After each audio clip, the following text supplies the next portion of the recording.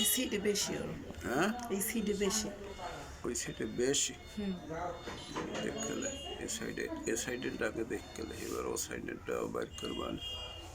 কতদিন যাবত একটু গড়ো তো এদিকে অন্ধকার করে, কতদিন যাবত? ধরেন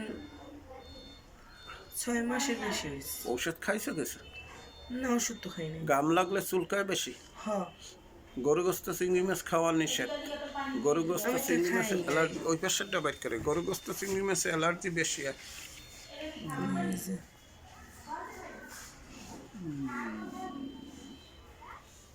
তো তোমার সমস্ত শরীরেই ছড়াই দিবে রোগটা, বুঝা? বুঝছি।